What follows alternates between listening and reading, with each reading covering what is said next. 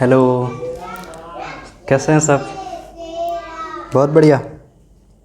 चलो देखो बेटा, आज मैं क्लास 11 का पहला चैप्टर स्टार्ट करने जा रहा हूँ। ठीक है, और चैप्टर का नेम है फिजिकल वर्ल्ड। और इसमें बहुत ज़्यादा इम्पोर्टेंट तो नहीं है, बस फिज़िक्स का एक डीप बेस बताया गया कि फ़िज़िक्स में क्या है और कुछ हमारी फंडामेंटल चीज़ें होती हैं वो हैं क्या, बस इतना ही डिस्क्राइब किया गया है। फंडामेंटल फोर्स, कंजर्वेशन, कुछ नियम, फंडामेंटल लॉज और फंडामेंटल फोर्स, दो मेन प्रॉपर्टी हैं। और किसी ने क्या डिस्कवर किया, किसने, कुछ वर्ड हैं और इन्होंने क्या डिस्कवर किया, ये एक्सरे और गामा पार्टिकल, ये सब किसने और कैसे डिस्कवर हुए, बस इतना सा है इस चैप्टर में। ठीक है, चलो इस चैप्टर में सबसे पहले इसमें कई चीज़ें आपने पढ़ी हैं फोर्स के बारे में। दो फोर्स आपने, एक फोर्स पढ़ा था ग्रेविटेशनल फोर्स, जो कि हमारे 9th लेवल में था और इतना डीप कॉन्सेप्ट नहीं था ग्रेविटेशन 9th लेवल पे। आज 11th क्लास में एक चैप्टर है, अभी आपको मिलेगा आई थिंक 6 चैप्टर के आसपास, 6-7 चैप्टर, वहाँ पे ग्रेविटेशन का डीप डिस्क्रिप्शन है। 11th क्लास में ग्रेविटेशन का डीप डिस्क्रिप्शन। इसके पहले जो मैंने यूनिवर्सल लॉ ऑफ ग्रेविटेशन पढ़ा था वो बस इतना पढ़ा था, F बराबर capital G gravitational constant m1 m2 upon r square. लेकिन इस बार हम क्या करेंगे अभी 11 के कॉन्सेप्ट पे, कि हम अर्थ के ऊपर जाएंगे, अर्थ का रेडियस r ही है तो इसके हाइट में जाएंगे h हाइट पे, उसके डेप्थ में जाएंगे d डेप्थ में, तो ग्रेविटी पे क्या इफ़ेक्ट पड़ेगा, सैटेलाइट रिवॉल्व करती है तो उसकी स्पीड कितनी होगी, ऑर्बिटल उसको कितनी स्पीड से नीचे से फेंके कि वो सैटेलाइट अर्थ के चारों तरफ घूमने लगे, बाकी सभी कॉन्सेप्ट इस यहाँ पे मिलेंगे। तो देखो फंडामेंटल जो फोर्स है नेचर में वो 4 टाइप के हैं बेटा। पहला देखो, पहला जो आपने पढ़ लिया है ग्रेविटेशनल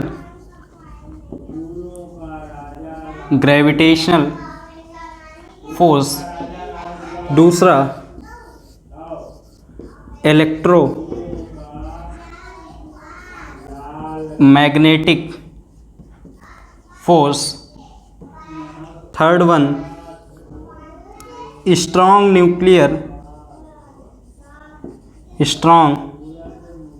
न्यूक्लियर फोर्स, और जो फोर्थ वन है वीक न्यूक्लियर फोर्स। ठीक है, ये 4 ही फोर्स हैं जो इस पूरे, जितना अभी तक, हम ये नहीं कह रहे पूरे यूनिवर्स में, लेकिन जितना अभी तक हमारा फिजिक्स की दुनिया में नोन है, ये 4 टाइप के फोर्स हैं। ग्रेविटेशनल फोर्स ये फंडामेंटल फोर्स है, अब ये नहीं, फ्रिक्शन भी तो फोर्स है।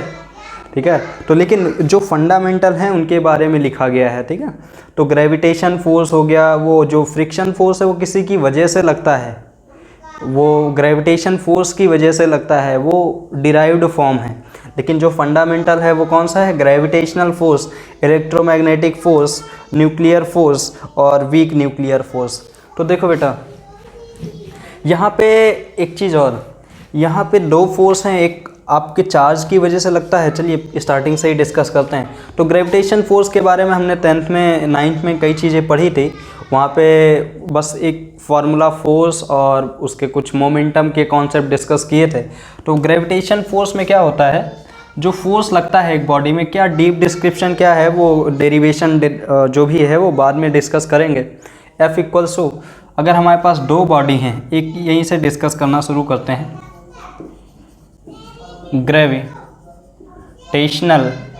फोर्स, अगर हमारे पास 2 मास हैं, एक मास m1 and other mass m2, इनके बीच की जो डिस्टेंस है वो कितनी है, r है। कितनी है, r है। तो इनके बीच में जो फोर्स लगता था F directly proportional to product of their mass, F inversely proportional to square of their distance between them which is r square, इन सभी को कंबाइन कर दिया जाता था। तो F equals to m1 m2 upon r square directly proportional, और जब प्रोपोर्शनलिटी साइन हटाते तो एक gravitational constant G m1 m2/r² आता था। ठीक है, तो ये जो हमारा कॉन्सेप्ट है इसको ग्रेविटेशनल फोर्स या फिर स्क्वायर इन्वर्स स्क्वायर लॉ भी बोलते हैं, क्योंकि यहाँ पे नीचे जो है ये इन्वर्स स्क्वायर लॉ, नीचे जो डिस्टेंस है वो स्क्वायर, इन्वर्स का मतलब उल्टा और स्क्वायर का मतलब स्क्वायर। ठीक है, पावर 2, और तो इसको इन्वर्स स्क्वायर लॉ भी बोलते हैं। और ये ग्रेविटेशनल कांस्टेंट है, तो अगर दो ऑब्जेक्ट हैं उनके बीच में मास है m1 m2, तो उनके बीच में एक फोर्स लगता है। ठीक है, वो जो फोर्स होता है वो कितना होता है, capital G, which is gravitational constant, universal constant m1 m2/r²। ठीक है, तो ये जो है हमने ग्रेविटेशन में पीछे भी पढ़ा है, 9th में भी पढ़ा है, लेकिन यहाँ पे एक चीज़ और हो सकता हो इसका आपको यूनिट निकालने को आ जाए। तो यूनिट जब किसी भी चीज़ के निकालते हैं तो उसको एक तरफ करते हैं, बाकी सब दूसरी तरफ करते हैं। ठीक, अगर यूनिट आपको निकालनी है तो इसको एक तरफ G को और बाकी सब दूसरी तरफ करके यूनिट निकाल सकते हैं। चलिए, एक फोर्स के बारे में हमने डिस्कस कर दिया। जो नेक्स्ट फोर्स है वो इलेक्ट्रोमैग्नेटिक फोर्स है। देखो, अब यहाँ से थोड़ा कुछ ऐसी चीज़ें हम पढ़ेंगे जो अभी तक नहीं पढ़ी थी हमने। इसके बाद जो हम फोर्स डिस्कस करेंगे वो थोड़ा नए होंगे। जो इनमें से पहला फोर्स है आपका इलेक्ट्रोमैग्नेटिक। जो दूसरा फोर्स है वो कौन सा है, इलेक्ट्रोमैग्नेटिक फोर्स। नेक्स्ट कौन सा होगा, इलेक्ट्रोमैग्नेटिक फोर्स। चलो इसमें देखो एक चीज़ और, यहाँ पे इलेक्ट्रोमैग्नेटिक, अभी आपके माइंड में ये चीज़ है, अभी आपके, एक मिनट,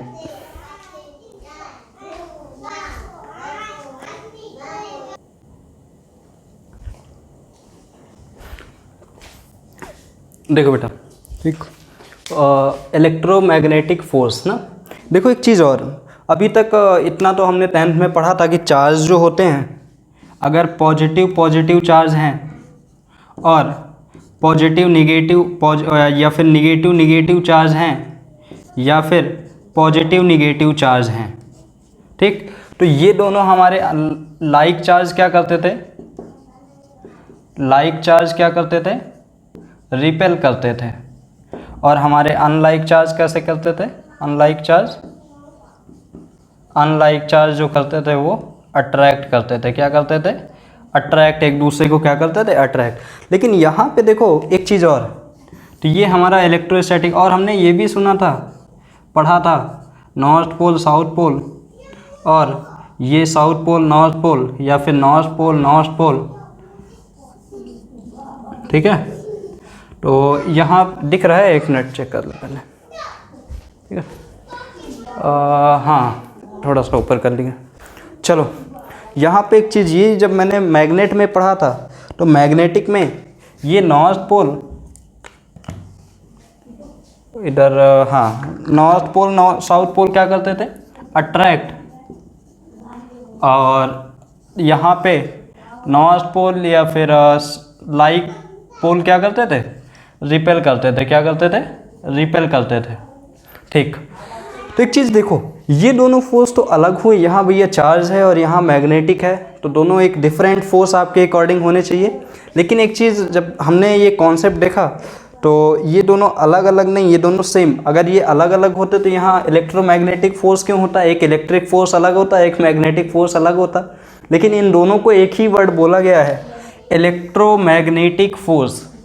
एक ही वर्ड क्यों बोल दिया भैया, ये तो अलग अलग फोर्स है, एक तो मैग्नेट में लग रहा है, एकदम अलग बात हो गई, एक चार्जेस में लग रहा, वो भी एक एकदम अलग बात हो गई। तो इन दोनों को हमने एक नेम, एक सिंपल नेम क्यों दे दिया, विच इज़ इलेक्ट्रोमैग्नेटिक। इलेक्ट्रोमैग्नेटिक मतलब एक ही फोर्स। देखो, इसका बस बेसिक सा रीज़न ये है क्योंकि ये दोनों प्रॉपर्टी जो हैं वो कन्वर्टेबल हैं। अगर आपके पास चार्ज का मोशन है, इलेक्ट्रिक फील्ड है, तो वहाँ पे मैग्नेटिक फील्ड जनरेट हो जाती है। एक चीज़ ये जान लें इस कॉन्सेप्ट से, इलेक्ट्रोमैग्नेटिक फोर्स के कॉन्सेप्ट से। ठीक, तो इन दोनों इलेक्ट्रोमैग्नेटिक फोर्स, ठीक, इन दोनों के कॉन्सेप्ट से हमें बस इतना समझ में आया कि जो चार्जेस हैं उनको हम कन्वर्ट कर सकते हैं मैग्नेटिक। जो एक चीज़ और, ये जो चार्जेस है ना, इनमें इलेक्ट्रिक फील्ड होती है। कौन सी फील्ड होती है? Electric field. ये क्या होती है इंटर में बताएंगे। ये चार्ज के चारों तरफ का वो स्पेस जहाँ पे कोई दूसरा चार्ज अट्रैक्शन या रिपल्सन फील करे उसे क्या बोलते हैं? Electric field. और जो मैग्नेटिक से आपने नॉर्थ से बाहर निकलते हुए निकाला था ऐसे करके 10th में याद रखिए, याद करिए, ये हमारी कौन सी थी? ये हमारी मैग्नेटिक फील्ड थी। ये कौन सी फील्ड है? Magnetic field. ये इलेक्ट्रिक फील्ड चार्ज से और ये मैग्नेटिक फील्ड इससे, मैग्नेट से। एक चीज़ और, ऐसा नहीं होता है कि चार्ज से केवल इलेक्ट्रिक फील्ड होती हैं, चार्ज से मैग्नेटिक फील्ड भी निकलती हैं। इसीलिए इनको क्या करते हैं? एक सेम ही फोर्स से बोला गया है। कौन सा? Electromagnetic force. एक चीज़ और, यहाँ पे जब चार्ज रेस्ट पे है, हमारे पास चार्ज को किससे डिनोट करते हैं? क्यू से। चार्ज को किससे डिनोट करते हैं? क्यू से। ये हमारे पास एक चार्ज है जो कि कहाँ पे है? रेस्ट पे है। अभी कैसे है? रेस्ट पे। तो इसके बाहर केवल इलेक्ट्रिक फील्ड निकलेंगी। कौन निकलेगी? Only electric field. जब हमारा एक चार्ज मोशन में होगा, ये चार्ज हमारा चार्ज जो क्यू है वो किस में होगा? मोशन में होगा। मोशन में होगा। किस में होगा? मोशन में होगा। तो इसमें मैग्नेटिक फील्ड भी, तो इसमें क्या जनरेट होंगी? इसमें magnetic field plus electric field दोनों जनरेट होती हैं और इनकी वजह से जो फोर्स लगता है उसे लॉरेंज फोर्स बोलते हैं। ठीक है, LORENTZ। ये 12th का कॉन्सेप्ट है मैं, लेकिन हाँ 11 के कॉन्सेप्ट थोड़ा सा डिस्क्रिप्शन है तो वह मैं बता दे रहा हूँ। यहाँ पे अगर चार्ज रेस्ट में होता है तो केवल इलेक्ट्रिक फील्ड निकलती, केवल चार्जेस का फोर्स लगता है, मैग्नेटिक फोर्स नहीं लगेगा। मैं कहने का मतलब ये है कि अगर एक मैग्नेटिक फील्ड इधर जा रही है, उसके बीच में मैंने एक चार्ज ऐसे रख दिया, लो रखा है, रेस्ट पे है, तो इस पर कोई फोर्स नहीं लगेगा, इसमें कोई फोर्स नहीं लगेगा। लेकिन अगर वही चार्ज मोशन में है तो उसमें इलेक्ट्रिक फोर्स भी लगेगा और मैग्नेटिक फोर्स भी लगेगा, because they have both electric field and magnetic field. ठीक, ये कॉन्सेप्ट समझ में आ गया। हाँ, इसीलिए इन दोनों को सेम क्यों रखा गया है? सेम रखने का रीज़न ये है, इलेक्ट्रोमैग्नेटिक फोर्स, इलेक्ट्रिक को अलग, मैग्नेटिक को अलग क्यों नहीं किया गया? ये देखते हैं। इलेक्ट्रिक को अलग और मैग्नेटिक को अलग इसलिए नहीं किया गया क्योंकि जब हमारे वायर में चार्ज फ्लो करता है, आपने पढ़ा होगा फ्लेमिंग का नहीं, राइट हैंड थंब रूल पढ़ा है, right hand thumb rule 10th level पे। जब एक चार्ज मूव करता है तो उसके चारों तरफ मैग्नेटिक फील्ड जनरेट हो जाती हैं ऐसे। ठीक है, अगर ये चार्ज ऊपर फ्लो कर रहा है या फिर करंट ऊपर जा रही है, करंट का मतलब चार्ज से ही करंट हुई, ठीक है, चार्जेस से ही करंट जनरेट हुई, फ्लो ऑफ चार्ज, आयंस, इन्हीं सब चीज़ों से। ठीक, तो इसमें करंट अगर ऊपर की डायरेक्शन में है तो इधर से मैग्नेटिक फील्ड इनसाइड का मतलब क्या है? क्रॉस। ये कौन है? Magnetic field. और यहाँ से magnetic field outside, magnetic field outside. ठीक, और यहाँ से मैग्नेटिक फील्ड इनसाइड। इस तरफ से मैग्नेटिक फील्ड किधर जाती है? इनसाइड। ये तो आपने 10th में पढ़ा है। देखो यहीं से वो चीज़, यहाँ पे चार्जेस हैं तो यहाँ पे एक फोर्स लग रहा, यहाँ पे एक फोर्स लग रहा जो कि कितना है? यहाँ पे जब चार्जेस हैं तो यहाँ पे एक फोर्स लग रहा है इलेक्ट्रॉन चार्जेस की वजह से। ठीक, क्योंकि चार्ज मूव कर रहे हैं तो चार्जेस की वजह से फोर्स, और वही चार्ज जो है वो जनरेट कर रहे हैं मैग्नेटिक फील्ड। कहीं ना कहीं मैग्नेटिक फील्ड और चार्जेस का कहीं ना कहीं इंटर कन्वर्टेबल है। ये दोनों एक दूसरे के क्या है? Inter convertible. इनको हम कन्वर्ट कर सकते हैं, चार्जेस को मैग्नेटिक में और मैग्नेटिक को चार्ज फ्लो में। हाँ, मैग्नेटिक को चार्ज फ्लो में कौन, मैग्नेटिक एनर्जी को चार्ज फ्लो एनर्जी में कौन जनरेट करता था? उधर जनरेटर आपने पढ़ा था। ठीक, तो यहाँ पे अगर हमारे पास चार्जेस का फ्लो है तो वहाँ से मैग्नेटिक फील्ड जनरेट हो जाता है। इसका मतलब इलेक्ट्रिक और मैग्नेटिक कहीं ना कहीं इंटर कन्वर्टेबल हैं। तो इसका मतलब इसीलिए मैंने इसको इलेक्ट्रिक फोर्स अलग, मैग्नेटिक फोर्स अलग नहीं है, ये दोनों एक ही हैं, बिकॉज ये एक ही जगह से जनरेट होते हैं। इलेक्ट्रिक गया तो मैग्नेटिक बन गया, मैग्नेटिक गया तो ये बन गया। ठीक, तो इलेक्ट्रिक मैग्नेटिक इंटर कन्वर्टेबल, हम इसको इधर से बदल सकते हैं, इसको इधर से बदल सकते हैं, इंटर कन्वर्ट कर सकते हैं, इसलिए इसको क्या बोला गया? Same electromagnetic force. ठीक, इसलिए इसको क्या बोलते हैं? Electromagnetic force, because electric field are and magnetic field are interconvertible, इसीलिए मैंने इनको अलग अलग नहीं लिया है। ठीक है, चलो, और कैसे ये इंटर कन्वर्टेबल हैं, किस फार्मूले से, वो अभी नहीं डिस्कस करेंगे, वो बाद में ठीक है। बाद में कई फोर्स पढ़ेंगे वहाँ पे, लॉरेंज फोर्स, लॉरेंज फोर्स से वहाँ से डिस्क्राइब कर सकते हो, electric field and magnetic field are interconvertible. लेकिन अभी बस इतना ही समझें, वो 11th नहीं है, 12th में है, तो वो वहाँ पे डिस्कस करेंगे। एक नेक्स्ट फोर्स हमारे पास आता है, तीसरा फोर्स हमारे पास आता है, चल रहा है 1 मिनट,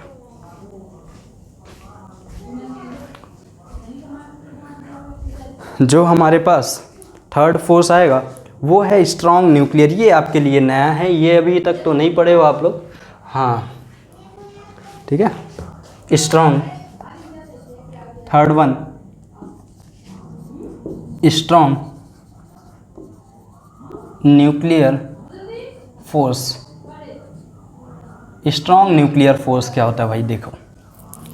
देखो अगर हमारे पास न्यूक्लियस है, अब न्यूक्लियस में क्या होता है इतना तो पता होना चाहिए आपको, ठीक है। न्यूक्लियस में प्रोटॉन और neutron, proton neutron, proton neutron, proton neutron, proton neutron, ज़रूरी नहीं जितने प्रोटॉन हो उतने न्यूट्रॉन, ये तो आपको एटॉमिक नंबर और एटॉमिक मास के फार्मूले से एक किसी भी एटम में कितने प्रोटॉन होंगे कितने न्यूट्रॉन होंगे वो डिस्क्राइब, ये आपने 9th में पढ़ा था, ठीक है। तो इसके चारों तरफ इलेक्ट्रॉन रिवॉल्व करते हैं। मुझे इलेक्ट्रॉन से कोई मतलब नहीं, because this is a nuclear force and इसका न्यूक्लियर इधर है, ठीक है, न्यूक्लियस, ठीक। अब एक चीज़ और, तो मुझे इससे कोई मतलब नहीं, इसके चारों तरफ इलेक्ट्रॉन रिवॉल्व कर रहे हैं वो कुछ भी, ठीक है। चलो इसके बीच में जो न्यूक्लियर फोर्स है, proton is a positive charge, here is a proton, here is a proton, proton proton proton, ये तो पॉजिटिव चार्ज है भाई, ये भी पॉजिटिव, ये भी पॉजिटिव, ये भी positive. So positive positive proton are repel each other, इनको रिपेल, दूर भाग जाना चाहिए। ये क्यों भाई? इनमें तो पॉजिटिव पॉजिटिव अभी आपने पढ़ा, रिपेल ईच अदर, तो ये दूर भाग जाएं, ये क्यों रुके हुए हैं? ये एक दूसरे पे, एक न्यूक्लियस बाउंडेड कैसे हो गया? एक न्यूक्लियस जो है वो एक जगह पे फिक्स, एक बहुत छोटा न्यूक्लियस होता है। जब अपने रदरफोर्ड थ्योरी में पढ़ा था कि न्यूक्लियस इज, जब उन्होंने अल्फा गोल्ड फॉयल का एक्सपेरिमेंट किया था, अल्फा पार्टिकल एक्सपेरिमेंट किया था, तो उन्होंने ये ऑब्जर्वेशन रदरफोर्ड ने बताया था कि nucleus is concentrated at very small point. वो जो न्यूक्लियस होता है बहुत छोटी सी जगह पे होता है। अब भाई ये बहुत छोटी सी जगह पे है, तो ये पॉजिटिव पॉजिटिव पॉजिटिव रिपेल हो जाना चाहिए, ये एक जगह पे कैसे हो गए? तो इनके बीच में भी एक फोर्स लगता है, इनके बीच में भी एक फोर्स लगता है, इनके बीच में भी एक फोर्स लगता है। उसी फोर्स को क्या बोलते हैं? Nuclear force. इसी फोर्स को क्या बोलते हैं? Nuclear force. और यही एक रीज़न है कि प्रोटॉन ज़्यादा दूर नहीं भागते। भाई इलेक्ट्रोस्टैटिक तो लग रहा है ना, तो दूर क्यों नहीं भाग रहे? एक चीज़ और, स्ट्रॉन्ग न्यूक्लियर इज अ सबसे ज़्यादा पावरफुल फोर्स भैया, मैंने यही पढ़ा है, स्ट्रॉन्ग न्यूक्लियर फोर्स। अभी देखेंगे जो आप फील कर पाते हैं ग्रेविटेशनल फोर्स, जब आप कहीं पे खड़े हैं, स्टैंड है, तो आपके ऊपर ग्रेविटेशनल फोर्स लग रहा है जो अर्थ लगा रही है, वो बहुत कम होता है। जो आप देख पा रहे हैं वो कुछ नहीं है इसके सामने, एकदम समझ लो नेग्लिजिबल, ठीक है। तो अभी इसमें न्यूक्लियर फोर्स, और यहाँ पे डोमिनेंट न्यूक्लियर फोर्स करता है, पॉजिटिव पॉजिटिव रिपेल करेंगे, दिस इज इलेक्ट्रोमैग्नेटिक फोर्स, इन दोनों को रिपल्सन होगा। लेकिन जो न्यूक्लियर फोर्स है ये हाईली अट्रैक्टिव फोर्स है, इसकी जो फोर्स की स्ट्रेंथ होती है वो बहुत ज़्यादा होती है। इस न्यूक्लियर फोर्स की हाई स्ट्रेंथ, इसमें क्या होता है? High strength. दूसरा point, high, very high strength, very लिखो, ठीक है, क्योंकि ये स्ट्रॉन्गेस्ट है। वेरी हाई स्ट्रेंथ, या फिर ये कैसा फोर्स है? स्ट्रॉन्गेस्ट फोर्स, स्ट्रॉन्गेस्ट फोर्स, ठीक। ये जो हमारा फोर्स है ये कैसा है? स्ट्रॉन्गेस्ट फोर्स है। चलो ठीक। और हाँ, इसकी जो रेंज ऑर्डर होती है बहुत शॉर्ट होती है। कहने का मतलब एक न्यूक्लियस इधर, ऑक्सीजन इधर, हीलियम, उनके बीच में बहुत स्ट्रॉन्गेस्ट फोर्स लगे, वो घुस जाए, ठीक है, वो एकदम से आ जाए, लड़ जाए, भिड़ जाए, ऐसा नहीं होता। इसकी जो रेंज होती है फोर्स लगाने की बहुत कम होती है। ये 10⁻⁻15 रेंज में काम करते हैं, ठीक है। तो ये वेरी शॉर्ट रेंज ऑर्डर, ये इनकी जो अभी जितना रेंज ऑर्डर है मैं एक चार्ट बना दूंगा, उसमें लिख दूंगा ये इसका कितना है, किस इन सभी में एक कंपैरिजन करेंगे अभी हम, ठीक। लेकिन उसके पहले हम थोड़ा सा ये जान लें कि ये है क्या, ठीक है। ये जो स्ट्रॉन्गेस्ट फोर्स ये हैं क्या, इनमें क्या है, तो अभी जब इसके बारे में डिस्कस करेंगे, इनको कंपेयर भी करेंगे, ये कितनी, इसमें कितनी पावर, इसमें कितनी पावर, इसमें बहुत पावर, कितनी बहुत पावर, कितने गुना पावर और बाकी सब चीज़ें, ठीक है। लेकिन हाँ, इसमें कितनी पावर, सब चीज़ों को अभी डिस्क्राइब करेंगे एक चार्ट बना के और उनमें उनका कंपैरेटिव स्टडी करेंगे। लेकिन यहाँ पे ये इसकी जो शॉर्ट रेंज ऑर्डर होता है, ये जो इसकी रेंज है ये बहुत कम होती, बहुत छोटी होती, बहुत दूर तक ये फोर्स नहीं लगा पाते न्यूक्लियस, प्रोटॉन बहुत कम जगह पे फोर्स लगा पाते हैं, ठीक है। तो इनकी रेंज ऑर्डर जो है वो बहुत क्या होती है, स्मॉल, ठीक। नेक्स्ट देखो, ये ऑलवेज अट्रैक्टिव होते हैं, ऑलवेज अट्रैक्टिव, ये क्या होते हैं, ऑलवेज अट्रैक्टिव। ये जो न्यूक्लियस है इनमें कभी रिपल्सिव, हाईली रिपल्सिव फोर्स नहीं लगता, इनमें बहुत अट्रैक्टिव फोर्स है। ये नेचर, कॉन्सेप्ट ऑफ नेचर है, ठीक है, नेचर का है कि यहाँ पे इसमें जो है वो कैसा फोर्स लगता है, बहुत अट्रैक्टिव फोर्स लगता है, रिपल्सिव फोर्स नहीं लगता है। सेम आपके ग्रेविटेशन में, आपने ग्रेविटेशन में कभी ये नहीं देखा होगा, अब अगर आप अर्थ में हैं तो अर्थ आपको अपनी तरफ खींच रही, दिस इज अट्रैक्टिव फोर्स। ये नहीं कि आप अर्थ के बाहर, अर्थ आपको धक्का दे रही, नहीं जाओ यहाँ से जाओ, ठीक है, तो ऐसा नहीं है। अर्थ ग्रेविटेशन फोर्स भी हमारा अट्रैक्टिव है और न्यूक्लियर फोर्स भी अट्रैक्टिव है। हाँ, electromagnetic can be attractive, can be repulsive, ये अट्रैक्टिव भी हो सकता है और रिपल्सिव भी। आप देखते हैं कि like charge repel each other and which is repulsive force, and unlike charge attract each other which is attractive force, ठीक है। चलो, इतनी बात हो गई, ठीक। हाँ, ये चीज़, और ये जो अभी आपने ये प्रोटॉन पढ़े हैं, इनके ये बस प्रोटॉन ही नहीं होते, आपने पढ़ा है कि फंडामेंटल पार्टिकल हैं, इलेक्ट्रॉन, प्रोटॉन, न्यूट्रॉन, बस इतना नहीं होता, बस इसमें से और कॉन्सेप्ट भी होते हैं। जो प्रोटॉन होते हैं, quark, anti quark, up quark, down quark, इनसे भी बने होते हैं, ग्लाइकॉन इनसे जुड़े हुए होते हैं। ये सभी चीज़ें हैं, लेकिन ये अभी आप में नहीं है, आपके होना चाहिए हमारे अकॉर्डिंग, लेकिन है नहीं। अगर इसका आपको लेक्चर चाहिए तो मैं बाद में बता दूंगा कि क्वार्क, एंटी क्वार्क क्या है। बोर्ड में अभी ये नहीं है क्वार्क, एंटी क्वार्क, कितना आप रहता है, कितना डाउन क्वार्क है। ये जो प्रोटॉन है इनमें कुछ ये भी किसी चीज़ों से बने हुए होते हैं, वो हैं क्वार्क, एंटी क्वार्क, ठीक है।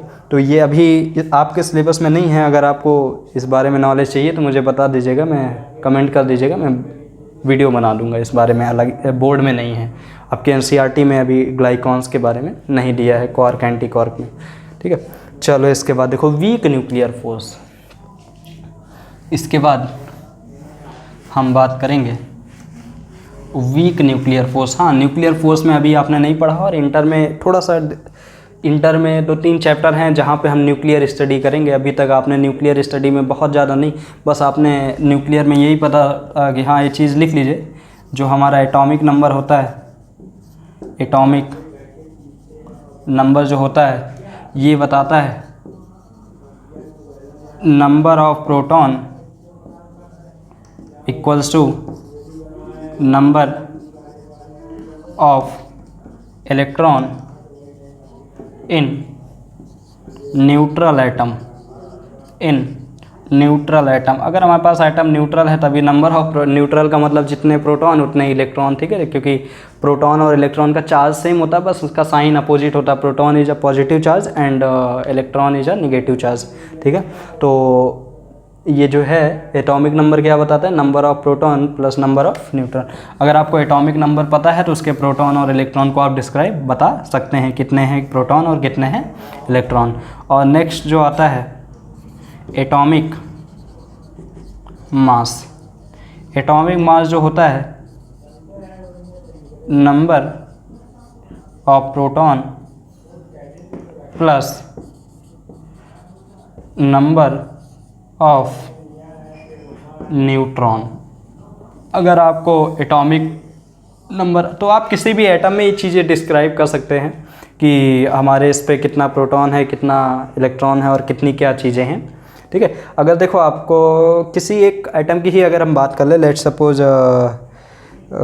क्लोरीन, ठीक है, क्लोरीन का क्या होता है 17 और 35, है ना।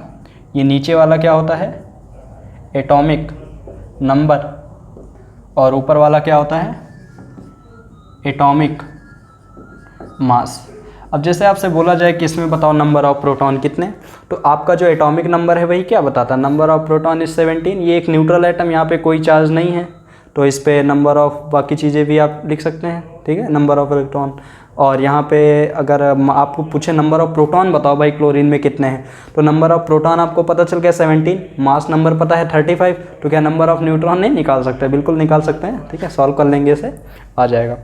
चलिए ठीक है, आप यहाँ से किसी भी आइटम में number of electron, proton, neutron और ये सब चीज़ें कैलकुलेट कर सकते हैं। चलिए weak nuclear force, weak nuclear force basically आपको इंटर में भी पढ़ने को नहीं मिलेगा, ना ही आपको 11th लेवल पे मिलेगा, ना ही 12th लेवल पे। हाँ, लेकिन थोड़ा सा डिस्क्राइब करना।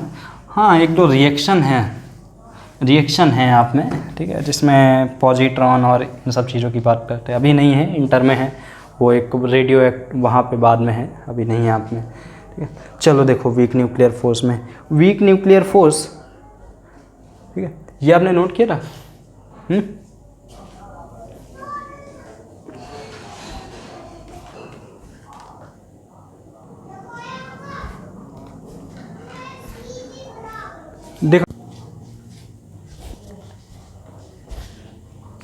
देखो बेटा, नेक्स्ट हमारा फोर्स है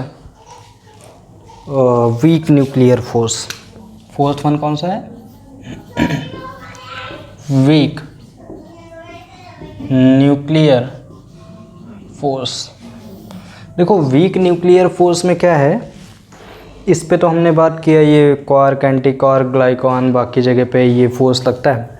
लेकिन वीक न्यूक्लियर फोर्स में क्या है, अगर हमारे पास एक न्यूट्रॉन है, कौन है? न्यूट्रॉन। न्यूट्रॉन से क्या बना? प्रोटॉन।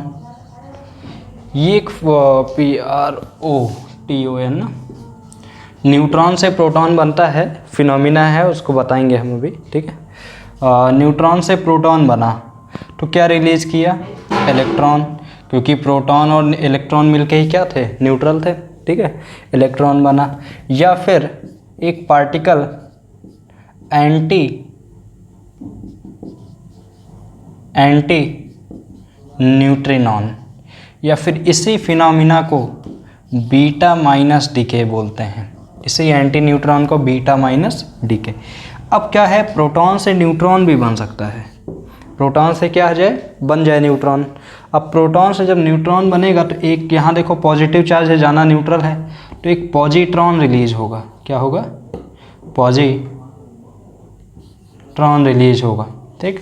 या फिर इस फिनोमिना को बीटा प्लस डीके बोलते हैं। क्या बोलते हैं? Beta plus decay. बस इतना सा कॉन्सेप्ट है, ठीक है। ये जो न्यूक्लियर वीक न्यूक्लियर फोर्स है, इसकी स्ट्रेंथ ज़्यादा नहीं होती है, ठीक है, लो स्ट्रेंथ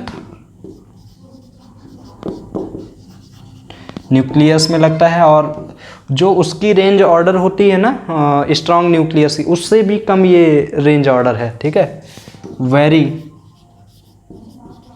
स्मॉल रेंज ऑर्डर, ठीक है। इसका जो रेंज है वेरी स्मॉल रेंज लिख लो, ठीक। चलो अब तीनों में कंपैरिजन कर लेते हैं एक बार, ठीक है, जल्दी नोट कर लो, तीनों में कंपैरिजन देखते हैं।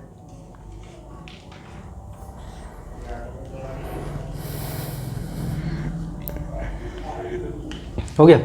चलिए देखिए,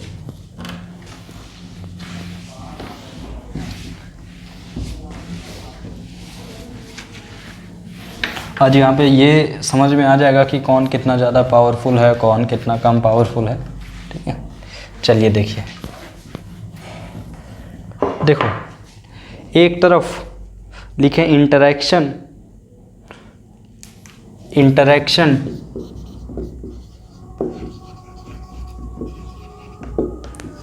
उसकी स्ट्रेंथ,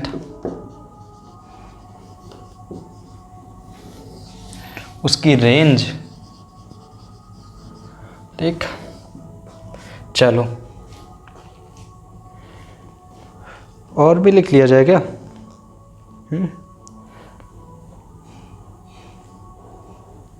ठीक, चलो इंटरैक्शन में सबसे पहला टॉपिक स्ट्रॉन्ग न्यूक्लियर।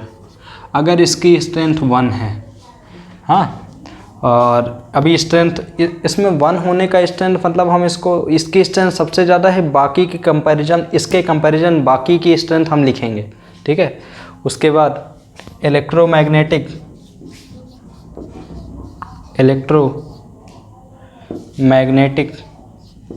फोर्स, उसके बाद वीक न्यूक्लियर, उसके बाद ग्रेविटेशनल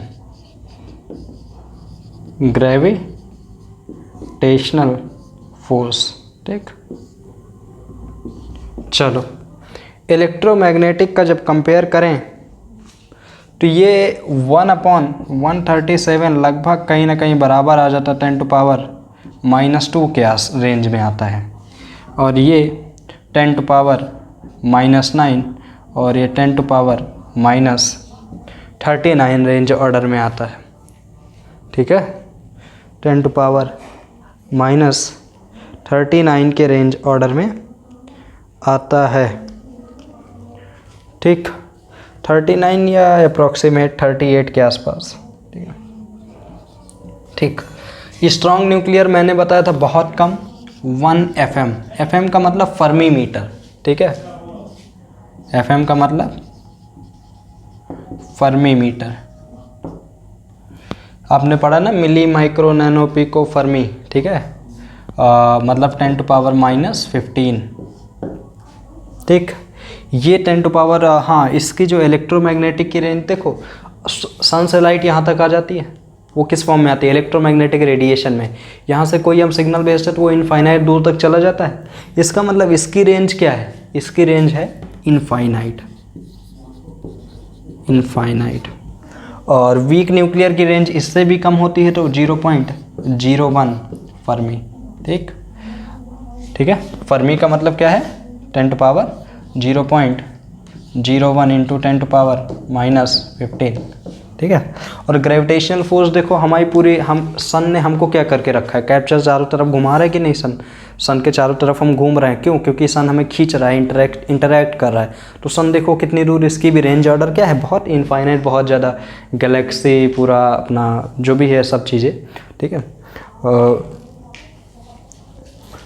अपनी गैलेक्सी कौन है, मिल्की वे गैलेक्सी ना, और इसकी रेंज कौन आएगी, इसकी रेंज कितनी आएगी, इनफाइनाइट।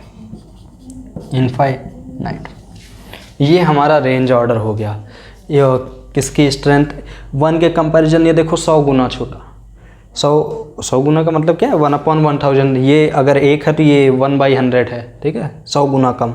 ये 10⁻⁹ टाइम्स कम, ये 10⁻⁻। तो देखो जो हम ग्रेविटेशनल फोर्स फील कर पाते वो देखो कितना कम है, 10⁻⁻30 है, जो कि बहुत कम हम फील कर पाते हैं।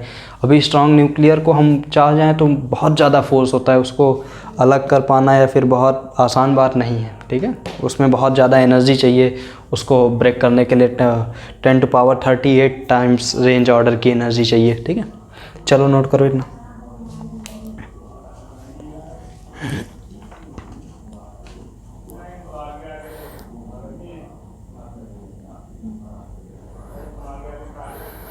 हो गया, ठीक है। चलो आगे देखते हैं नेक्स्ट टॉपिक। इसमें कुछ नियम है, कंजर्वेशन लॉ। नेक्स्ट टॉपिक जो हम बात करेंगे वो क्या है, कंजर्वेशन लॉ। अलग अलग कंजर्वेशन आपने पढ़े, मैं थोड़ा सा उनको डिस्क्राइब करूंगा, और बाकी अगर और डीप में है तो वो आपके 11th में ही कई कंजर्वेशन मिल जाएंगे जो कि आगे होंगे, ठीक है। उनमें से पहला आपने शायद पढ़ा है conservation of linear momentum. Conservation of linear momentum, आपको पता था दो ऑब्जेक्ट थे, एक का मास m1 था, एक का मास m2 था, बहुत सिंपल। इसकी वेलोसिटी u1, इसकी वेलोसिटी u2। इसके बाद कोलिजन होने के बाद, आफ्टर कोलिजन इसका मास m1 ही होता है, इसका मास m2, बट इसकी वेलोसिटी v1 और इसकी वेलोसिटी v2, ठीक। ये आपने कोलिजन इन 1 डायमेंशन पढ़ा था, यहाँ पे 2 डायमेंशन भी है, और वन डायमेंशन भी है, अलग अलग केसेस में अलग अलग और अच्छे से डिस्क्राइब करते हैं इनकी वेलोसिटी कितनी होगी, इनकी वेलोसिटी कितनी होगी। है आपका 11 में ही ये कॉन्सेप्ट मिलेगा चैप्टर, ठीक है। जितनी भी मैकेनिकल चीज़ें हैं वो 11 में ही पढ़ेंगे, ठीक। चलो इसके बाद यहाँ पे कंजर्वेशन ऑफ लीनियर मोमेंटम से m1 u1 plus m2 u2 बराबर m1 v1 plus m2 v2। ये आपने बहुत सिंपल केसेस में 9th में पढ़ा था, बहुत सिंपल सी बात, ये एक सिंप्लिसिटी। लेकिन यहाँ पे क्या होता है, m मास और velocity of any system is constant, या फिर इसी को क्या बोल सकते हैं, कंजर्व। कहने का मतलब किसी भी ऑब्जेक्ट का कंजर्वेशन ऑफ लीनियर मोमेंटम, उसका जो इनिशियल मोमेंटम होगा वही फाइनल मोमेंटम होगा। बस इसका मतलब ये है total initial momentum equals to total final momentum, ठीक है। यही उसी से मैंने ये लिख दिया। दूसरा हमारा आता है, ये तो लीनियर, यहाँ पे ऑब्जेक्ट जो भी जा रहा है वो सीधा जा रहा है, लीनियर मोमेंटम की बात कर रहे हैं। लेकिन अभी हम कंजर्वेशन ऑफ लीनियर मोमेंटम ना बात करके conservation of angular momentum, conservation of angular momentum, conservation of angular momentum को ज़रा समझे। यहाँ पे इसको थोड़ा सा आपने एक्सपीरियंस किया है, लेकिन बस वही है कि समझ नहीं पाए हैं। कभी भी एक स्ट्रिंग लें, उसमें कोई भी स्टोन बांधे और उसको घुमाएं। पहले उसकी स्पीड धीरे रहेगी, लेकिन उसके बाद वो जैसे कि जब घुमा रहे हैं तो उसका जो थ्रेड है फिंगर में व्रैप हो रहा हो, लिपट रहा हो ऐसे करके। तो आप जब देखेंगे, जब दूर है तो उसकी स्पीड धीरे है, लेकिन जैसे जैसे पास आता है उसकी स्पीड क्या हो जाती है, बहुत ज़्यादा हो जाती है। ये किसकी वजह से, कंजर्वेशन ऑफ एंगुलर मोमेंटम। या फिर कभी आप ऐसे, एक झूला आता है गोल गोल घूमने वाला, उसमें जब दूर से उसे मूव करते हैं तो उसकी स्पीड धीरे होती है, लेकिन जब आप उसके अंदर आ जाते हैं तो उसकी स्पीड क्या हो जाती है, बहुत ज़्यादा हो जाती है। उसका वो किसकी वजह से होता है, कंजर्वेशन ऑफ एंगुलर मोमेंटम, ठीक है। एंगुलर मोमेंटम को एल से, अब अपने जो भी डिनोशन होते हैं एल से डिनोट करते हैं, ठीक है। अब इसमें क्या होता है वो बाद में डिस्कस करेंगे जब चैप्टर में आएगा, ठीक है। थोड़ा सा डिस्क्राइब कर दिया कि हाँ, जब कोई चीज़ गोल गोल घूमती है, दूर रहती है, तो उसकी एंगुलर वेलोसिटी, उसकी गोल गोल घूमने वाली वेलोसिटी वो क्या होती है, धीरे होती है। जब वो पास आ जाता है, कंजर्वेशन ऑफ एंगुलर मोमेंटम की वजह से उसी की वेलोसिटी क्या हो जाती है, ज़्यादा हो जाती है। वहाँ हम कोई एक्सटर्नल फोर्स तो लगा नहीं रहे, फिर भी वहाँ पे वेलोसिटी ज़्यादा हो जाती है। वो किसकी वजह से, कंजर्वेशन ऑफ एंगुलर मोमेंटम, ठीक। नेक्स्ट हमारा टॉपिक है conservation of mass. Conservation of मास तो आप पता है, कंजर्वेशन ऑफ मोमेंटम हो गया, लीनियर मोमेंटम हो गया, linear momentum. Conservation of mass, mass में क्या है, mass can neither be created not destroyed. Basically ऐसा अभी तक कह दो तो ठीक है, लेकिन जब एटॉमिक बम होता है तो वहाँ मास और एनर्जी का कंजर्वेशन होता है, वहाँ मास और एनर्जी कन्वर्टेबल होती है। Mass can create, mass and energy inter convert कर सकते हैं, ठीक है। E बराबर डेल्टा एम सी स्क्वायर, वहाँ पे जितना मास चेंज हुआ, जितना मास कम हुआ, उसको सी स्क्वायर से मल्टीप्लाई कर दे तो वो हमारी एनर्जी निकल आती है। वो न्यूक्लियर फिजिक्स है, इंटर में पढ़ेंगे। वहाँ पे जब कोई भी एक न्यूक्लियस टूटता है तो हाई एनर्जी रिलीज होती है। वो हाई एनर्जी डेल्टा एम, उसका मास कितना चेंज हुआ। एक जब न्यूक्लियस टूटता है तो उसके मास में वेरिएशन आता है, ठीक है। तो यहाँ से उसके मास में वेरिएशन कितना है, उसको सी स्क्वायर से मल्टीप्लाई कर ले तो वो क्या हो जाता है, ई बराबर delta M C square, energy निकल आती है। इसी तरह एटॉमिक बम बनता है। वो आपको कितना मास चेंज हुआ उस पर डिपेंड करता है। जितना ज़्यादा मास चेंज होगा एनर्जी उतना ज़्यादा होगी। और इमेजिन करो ये कितनी ज़्यादा एनर्जी, सी स्क्वायर मतलब स्पीड, यहाँ सी क्या है, हाँ C is a speed of light, speed of light, ठीक है। ई बराबर डेल्टा एम और सी स्क्वायर मतलब 9 into 10 to power 16, 10 to power 16, देखिए कितना ज़्यादा एनर्जी है, ठीक है। तो कंजर्वेशन ऑफ मास हो गया। और कंजर्वेशन ऑफ एनर्जी, ये आपने एक एक्सपेरिमेंट लेवल 9th लेवल पे किया होगा। बेस पे एनर्जी निकाला होगा, यहाँ पे निकाला होगा, यहाँ पे निकाला होगा। Kinetic energy plus potential energy, kinetic energy plus potential energy, और kinetic energy plus potential energy और यहाँ पे भी kinetic energy plus potential energy. वैसे यहाँ पे पोटेंशियल एनर्जी 0 और टॉप पे काइनेटिक एनर्जी, सभी को ऐड करते थे तो सेम आती थी। क्या आती थी? सेम। मैकेनिकल एनर्जी कितनी आती थी? सेम आती थी। उसके बाद कंजर्वेशन ऑफ चार्ज। नेक्स्ट एक और कंजर्वेशन का नियम है जो कि क्या है? Conservation of charge. Conservation of charge. Conservation of charge में क्या है? Charge can neither be created nor destroyed. हाँ, अभी जैसे मैंने वीक न्यूक्लियर में बताया कि न्यूट्रॉन ब्रेक वो हो जाता है, न्यूट्रॉन जो है वो प्रोटॉन बन जाता है। लेकिन देखिए ओवरऑल जो नेट चार्ज है वो हमारा सेम है। उसने एक न्यूट्रॉन बनाया तो एक इलेक्ट्रॉन भी बनाया, इलेक्ट्रॉन और न्यूट्रॉन, इलेक्ट्रॉन और उसने एक प्रोटॉन बनाया तो एक इलेक्ट्रॉन भी बनाया, प्रोटॉन और इलेक्ट्रॉन मिलके नेट 0 ही है। ठीक है, तो कंजर्वेशन ऑफ चार्ज में charge can neither be created nor destroyed. ठीक है, ये कुछ आपका पहले चैप्टर में बेसिक एकदम सिंपल सी चीज़ें हैं जो आपको पढ़नी है। हाँ, कुछ चीज़ें जो डिस्कवरी हैं, एपीजे अब्दुल कलाम ने क्या डिस्कवर किया, किन्होंने क्या डिस्कवर किया, आइंस्टीन की डिस्कवरी क्या है, मैडम मैरी क्यूरी, उन्होंने 2 बार नोबेल प्राइज़ मिला, उनका क्या है रोल, तो वो आप एक बार इसी चैप्टर में स्टार्टिंग में दिया किसने क्या डिस्कवर किया, उसके बारे में पढ़ लें। बाकी इस चैप्टर में बहुत सिंपल सी चीज़ें हैं, ज़्यादा नहीं पूछा जाता पेपर्स में। और वैसे 11th में है, पूछने को कुछ भी पूछ सकते हैं क्योंकि बोर्ड में तो आता नहीं है चैप्टर, तो इससे ज़्यादा बहुत ज़्यादा कॉन्सेप्ट नहीं आता है। बस इतना सिंपल, बहुत सिंपलेस्ट फॉर्म में, बस इतना ही है पूरा चैप्टर। ठीक है, नोट कर लो और कोई दिक्कत हो तो बताना, आप कमेंट कर देना, जैसा भी कोई।